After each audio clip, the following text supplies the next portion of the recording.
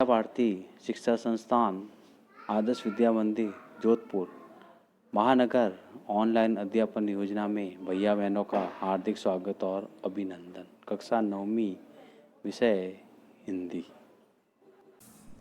कक्षा 9वीं क्षितिज में हम दो बैलों की कथा पढ़ेंगे। इससे पूर्व हमने मुंशी प्रेमचंद का जीवन परिचय और इस कहानी की शिक्षा के बारे में कुछ पढ़ा था। आइए आज हम शुरू करते हैं दो बैलों की कथा, जिसमें दो बैलों के बारे में बताया था।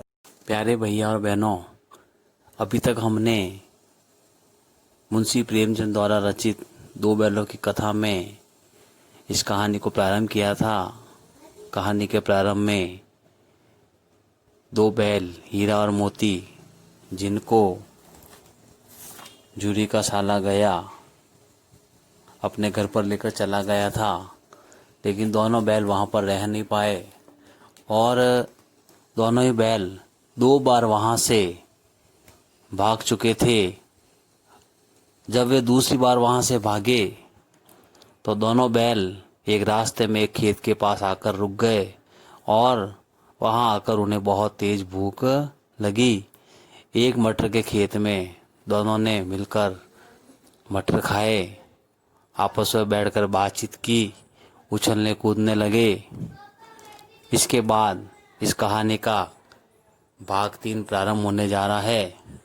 दोनों बैल देखते हैं, अरे ये क्या, कोई सांड डौकता हुआ चला आ रहा है, बहुत तेज भागता हुआ चला आ रहा है। ध्यान से देखा तो पता चला वो सांड ही है।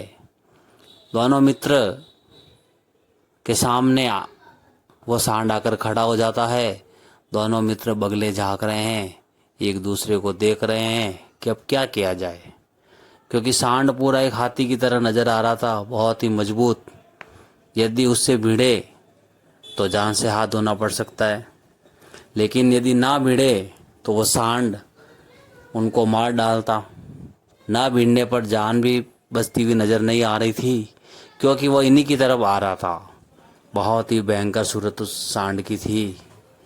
मोती ने मूक भाषा में हीरा से कहा कि आज तो बहुत बुरे फंसे, जान बचेगी या नहीं बचेगी, कोई उपाय सोचो। हीरा ने चिंतित स्वर में मोती से कहा कि अपने घमंड में भूला हुआ है ये सांड, जिसको अपने आप में बहुत घमंड है, इस घमंड में ये भूल चुका है। यदि हम इसे कोई आरजू, कुछ विनती, कुछ प्रार्थना करेंगे तो ये हमारी बात नहीं सुनेगा, और यदि भाग गए हम यहाँ से तो ये कायरता कहलाएगी। तो फिर यही मरो, बंदा तो 9 2 11 होता है। हीरा ने कहा तो ठीक है, यही मरो, बंदा तो 9 2 11 होता है, वह तो यहाँ से जा रहा है। और जो दौड़ाए तो सोचा कोई न कोई उपाय सोचो। उपाय यही है कि हम दोनों मिलकर एक साथ इसके ऊपर चोट करें। मैं आगे से खदेड़ता हूँ, तुम पीछे से इसको खदेड़ो। जब दोनों तरफ से मार पड़ेगी तो यहाँ से भाग खड़ा होगा। यदि मेरी तरफ से झपटे तो तुम उसके बगल में पेट से। हीरा ने कहा यदि वो मेरी तरफ झपटे तो तुम पीछे से उसके पेट में सिंग घुसेड़ देना। जान संकट में है, लेकिन दूसरा और कोई उपाय नहीं है। दोनों मित्र जान हथेली पर लेकर उस सांड की तरफ बड़ी तेज गति से लपके। सांड को भी संगठित शत्रुओं से युद्ध करने का, लड़ने का कोई तजुर्बा नहीं था, कोई अनुभव नहीं था। वह तो एक शत्रु से ही मल्लयुद्ध करने का आदी था। मल्लयुद्ध का मतलब जब दो पहलवान आपस में युद्ध करते हैं तो वह मल्लयुद्ध कहलाता है। जैसे ही हीरा उस सांड की तरफ झपटा तो मोती ने पीछे से उस सांड को दौड़ाया। सांड उसकी तरफ मुड़ा, तभी हीरा ने पीछे से उसको रगेद दिया, खदेड़ दिया। रगेदना का अर्थ होता है खदेड़ना। सांड चाहता था कि दोनों बैलों से एक एक करके निपटूं, एक एक करके दोनों को गिरा ले, लेकिन ये दोनों बैल भी बड़े उस्ताद थे, उसे किसी प्रकार का मौका नहीं दे रहे थे। एक बार सांड बहुत तेज गति से जल्लाकर हीरा का अंत कर देने के लिए चला कि मोती ने बगल से आकर उसके पेट में बहुत तेज गति से सींग भोंक दिया। सांड क्रोध में आकर पीछे फिरा तो हीरा ने दूसरे पहलू से उसके सींग चुबा दिया। आखिर बेचारा जख्मी होकर भागा। दोनों मित्रों ने उस सांड का बहुत देर तक पीछा किया, यहाँ तक कि सांड बेदम होकर नीचे गिर पड़ा। तब दोनों ने उस सांड को छोड़ दिया। दोनों मित्र जीत के नशे में झूमते हुए चले जा रहे थे। मोती ने अपनी सांकेतिक भाषा में हीरा से कहा कि मेरा जी तो चाहता था कि उस बच्चा को, उस सांड को यही मार डालूं। तो हीरा ने मोती का तिरस्कार करते हुए कहा कि गिरे हुए दुश्मन पर, गिरे हुए बैरे पर कभी सींग ना चलाना चाहिए, उस पर आक्रमण नहीं करना चाहिए। मोती ने कहा यह सब तो ढोंग है, दुश्मन को ऐसा मारना चाहिए कि वापस कभी नहा उठे। अब बोले कि हम घर कैसे पहुंचेंगे वह सोचो। तो मोती ने कहा पहले कुछ खा लें फिर सोचे। सामने ही मटर का खेत था, मोती उसमें घुस गया। हीरा मना करता रहा लेकिन मोती ने उसकी एक भी बात ना सुनी। अभी 2 ही 4 ग्रास खाए थे कि 2 आदमी लाठियां लेकर दौड़ कर आए। दोनों मित्रों को घेर लिया। हीरा तो किनारे पर था, वहां से निकल गया। मोती खेत में था, उसके खुर कीचड़ में फंस गए, धंसने लगे, वह भाग न सका, पकड़ लिया गया। हीरा ने देखा कि उसका मित्र संकट में है तो लौट पड़ा। फंसेंगे तो दोनों फंसेंगे। रखवालों ने उस हीरा को भी पकड़ लिया। प्रातःकाल दोनों मित्रों को कांजी हाउस में बंद कर दिया गया। कांजी हाउस में वे मवेशी रखे जाते थे जो आवारा घूमते रहते थे। कुछ समय के पश्चात उनके मालिक यदि उनको लेने के लिए आते थे तो कुछ जुर्माना देकर छोड़ दिया जाता था, या कुछ समय पश्चात जब कोई लेने के लिए नहीं आता था तो उनको, दोनों मित्रों को अपने जीवन में पहली बार ऐसा वास्ता पड़ा, ऐसा सरोका पड़ा कि सारा दिन बीत गया लेकिन खाने को एक तिनका भी न मिला। समझ में नहीं आ रहा था कि यह कैसा मालिक है इस कांजी हाउस का। इससे अच्छा तो गया ही था, कुछ न कुछ तो खाने के लिए देता था। इस कांजी हाउस में कई भैंसें थी, कई बकरियां, कई घोड़े, कई गधे, पर किसी के सामने कोई चारा न था, कोई उपाय नहीं था। सब जमीन पर मुर्दों की तरह पड़े थे, लाशों की तरह पड़े थे। कोई भी इनकी तरफ ध्यान नहीं दे रहा था। कई तो इतने कमजोर हो गए थे कि खड़े भी नहीं हो पा रहे थे। सारा दिन दोनों मित्र फाटक की ओर टकटकी लगाए ताकते रहते, लेकिन कोई भी वहां पे चारा लेकर आता दिखाई नहीं देता। तब दोनों ने दीवार की नमकीन मिट्टी चाटनी शुरू की, लेकिन उस नमकीन मिट्टी के चाटने से क्या होगा, इससे उनको क्या तृप्ति होती, क्या संतुष्टि होती।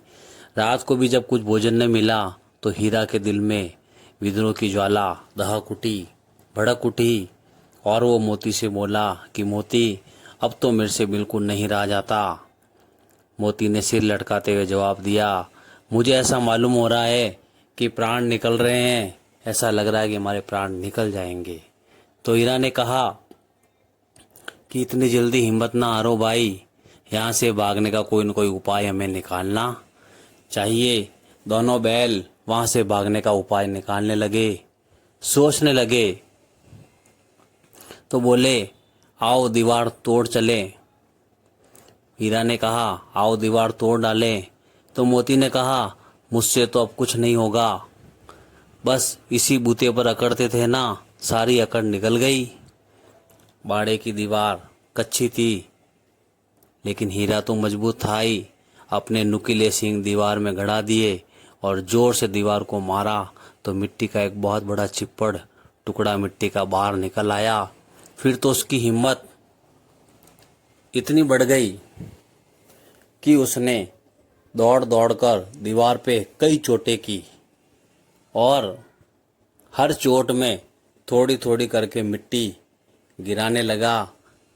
मिट्टी की दीवार होने के कारण वो मिट्टी थोड़ी थोड़ी कमज़ोर होने लग गई और थोड़ी थोड़ी करके मिट्टी उसमें से गिरने लगी। दोनों मित्र का साहस, हिम्मत बढ़ गया और वे और भी तीव्र गति से उस मिट्टी की दीवार पर आक्रमण करने लगे, उसे गिराने का प्रयास करने लगे। धीरे धीरे करके वह दीवार कमज़ोर होने लग गई। कांजी हाउस का चौकीदार लालटेन लेकर जानवरों की हाजिरी लेने आ निकला। हीरा का इस प्रकार उजड़पन देखकर उसने कई डंडे हीरा को रसीद कर दिए, मार दिए और मोटी रस्सी से हीरा को बांध दिया। मोती ने पड़े पड़े हीरा से कहा, आखिर ये मार खाई, क्या मिला? तो हीरा ने कहा, अपने बूते पर जोर तो मार ही दिया। अपने बूते पर जितना उसने जोर लगाना था उतना तो इसने मार दिया। तो मोती ने कहा, ऐसा जोर मारना किस काम का कि हम और बंधन में पड़ गए। हीरा ने कहा, जोर तो मारते ही जाऊंगा, चाहे कितने ही बंधन पड़ते जाए, चाहे यदि जान से हाथ धोना पड़े, लेकिन मैं अपने काम से पीछे नहीं हटूंगा। कुछ परवाह नहीं, मुझे किसी बात की कोई परवाह नहीं, कोई चिंता नहीं। यों भी तो मरना ही है एक दिन। सोचो, यदि ये दीवार खुद जाती तो कितनी जानें बच जाती, और अपने कितने भाई यहाँ पर बंद है। किसी की देह में, किसी के शरीर में प्राण नहीं है, जान नहीं है। यदि 2-4 दिन अगर यही हाल रहा तो हम सब यहाँ पर मर जाएंगे। तो मोती ने कहा, यह बात तो है ही है। अच्छा तो ला, फिर मैं भी जोर लगाता हूँ। मोती भी जो है हीरा के साथ मिलकर जोर लगाने लगा। मोती ने भी दीवार में उसी जगह सींग मारा जहाँ थोड़ी सी मिट्टी गिरी तो उसकी हिम्मत और बढ़ गई। फिर तो वो दीवार में सींग लगाकर इस तरह प्रयास करने लगा, इस तरह जोर करने लगा, मानो किसी प्रतिद्वंदी से जो उससे लड़ रहा हो, प्रतिद्वंदी से लड़ रहा हो, इस प्रकार प्रयास करने लगा। आखिर कोई 2 घंटे की जोर आजमाइश के बाद दीवार ऊपर से लगभग 1 हाथ नीचे गिर गई। उसने दुगनी शक्ति से दूसरा धक्का मारा तो आधी दीवार नीचे गिर पड़ी। दीवार का गिरना था कि अधमरे से पड़े हुए सभी जानवर चेत उठे, जाग उठे। तीनों घोड़ियाँ सरपट बहुत तेज गति से वह भाग निकली। फिर बकरियां निकल पड़ी। इसके बाद धीरे धीरे करके भैंसें भी वहाँ से खिसक गई, लेकिन गधे जो थे अभी तक ज्यों के त्यों वैसे के वैसे वहीं खड़े थे। तो हीरा ने पूछा, तुम दोनों क्यों नहीं भाग जाते? तो एक गधे ने कहा, जो कही यदि हम वापस पकड़ लिए गए तो हीरा ने कहा, इसमें क्या हर्ज है, अभी तो भागने का अवसर है, तुम भाग जाओ। तो उन्होंने कहा, हमें तो डर लगता है, हम तो यहीं पड़े रहेंगे। इस तरह धीरे धीरे करके सारे जानवर वहाँ से भागने लग गए, लेकिन गधे वहीं के वहीं खड़े रहे। अब दोनों मित्र वहाँ से जाने का प्रयास, दोनों मित्र भी वहाँ से भागने का प्रयास करने लगे। आधी रात से ऊपर जा चुकी थी। दोनों गधे जो उसी कांजी हाउस में थे अभी तक खड़े खड़े यही सोच रहे थे कि भागे या ना भागे। और मोती अपने मित्र हीरा की रस्सी तोड़ने में लगा हुआ था, जो कि बहुत मजबूत थी। जब मोती हार गया तो उसने हीरा ने मोती से कहा कि मित्र, तुम अब यहाँ से जाओ, मुझे यहीं पर रहने दो, शायद कहीं अपनी भेंट हो जाए। मोती ने अपनी आंखों में आंसू लाकर कहा हीरा से कि तुम मुझे इतना मतलबी, इतना स्वार्थी क्यों समझते हो हीरा? हम और तुम इतने दिनों तक एक साथ रहे, आज तुम विपत्ति में पड़ गए तो मैं तुम्हें छोड़कर कैसे अलग हो जाऊं? हीरा मोती को समझाने लगा। तो मोती ने भी हीरा को वापस जवाब दिया कि नहीं मित्र, मैं तुम्हें छोड़कर कहीं पर भी नहीं जाऊंगा। हीरा ने मोती से कहा कि मित्र, बहुत मार पड़ेगी और यहाँ के सारे लोग ये समझ जाएंगे कि जो सारी शरारत है, सारे पशुओं को जो यहाँ से भगाया है, ये सब तुम्हारा काम है। तो मोती गर्व से बोला कि मित्र, जिस अपराध के लिए तुम्हारे गले में बंधन पड़ा, उसके लिए अगर मुझ पर मार पड़े तो इसकी क्या चिंता। इतना तो हो ही गया कि 9-10 प्राणियों की जान बच गई, कम से कम वे सब पशु तो हमको आशीर्वाद देंगे। यह कहते हुए मोती ने जो दोनों गधे वहाँ पर थे उनको सींगों से मार मार कर बाड़े के बाहर निकाल दिया और अपने मित्र, अपने भाई हीरा के पास आकर सो गया। जैसे ही भोर हुई, सुबह हुई, मुंशी और चौकीदार, वहाँ के अन्य कर्मचारी वहाँ पर आए उन सब में खलबली मच गई कि यह सब क्या हो गया, इसके लिखने की ज़रूरत नहीं, बस इतना ही काफ़ी है। और जब उन्होंने वहाँ का सब हाल देखा तो उन्होंने मिलकर मोती की खूब मरम्मत की, उसकी अच्छी खासी पिटाई की और मोती को भी जो है हीरा की तरह मोटी रस्सी से बांध दिया गया, उसको भी सजा दी गई। इस प्रकार